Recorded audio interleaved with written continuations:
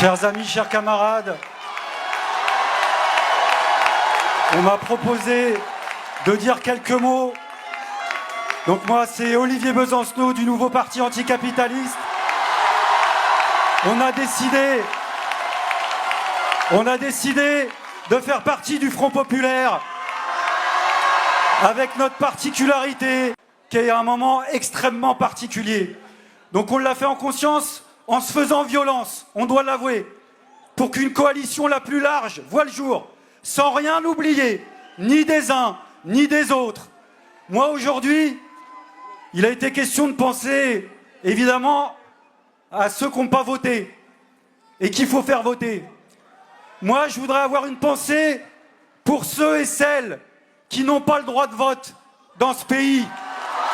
Je voudrais avoir une pensée pour les immigrés, souvent des femmes qui se lèvent tôt, qui charbonnent, qui rentrent tard le soir, qui élèvent seuls leurs enfants. À ces millions de personnes dans le pays, hommes, femmes, enfants d'immigrés, on voudrait vous dire la chose suivante. La France ne se résume pas au score électoral de ce soir.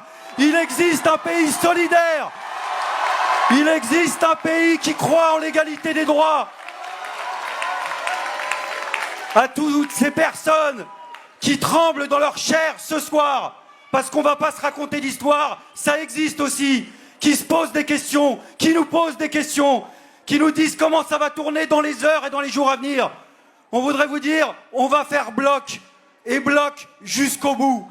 Je voudrais aussi avoir une pensée pour les générations militantes qui nous ont précédés.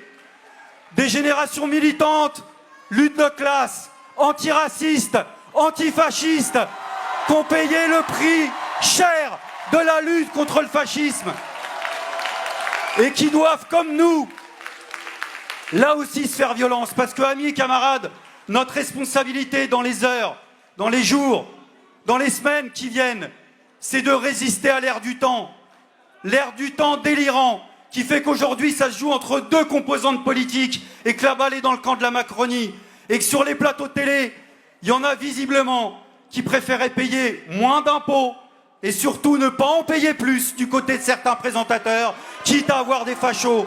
La balle est dans leur camp à eux et à elles. Nous prenons nos responsabilités.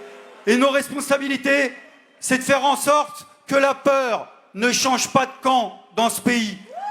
L'extrême droite, dans l'histoire, quand elle met la main sur l'appareil d'État, on sait quand elle commence à le prendre, on ne sait pas dans quel degré de barbarie ça se termine.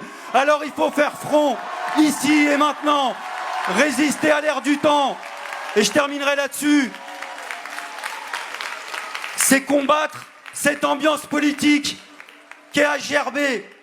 C'est l'aberration orwellienne, pour ceux qui ont la référence de 1984 et de son livre, Le ministère de la vérité.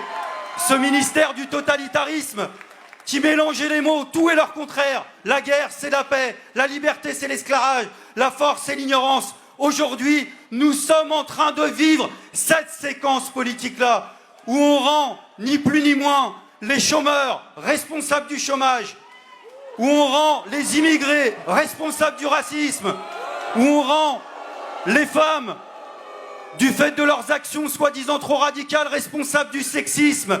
Tout est à front renversé. Et comme une apothéose politique, le rêve de la réaction et des fachos en tout genre, c'est de dire que l'extrême droite serait antiraciste et que toute la gauche serait antisémite. Il faut tout remettre à l'endroit. Alors oui, on a affaire à un rouleau compresseur, à des chaînes d'infos en continu. Alors je vais vous dire, c'est pas compliqué, enfin si, c'est extrêmement compliqué.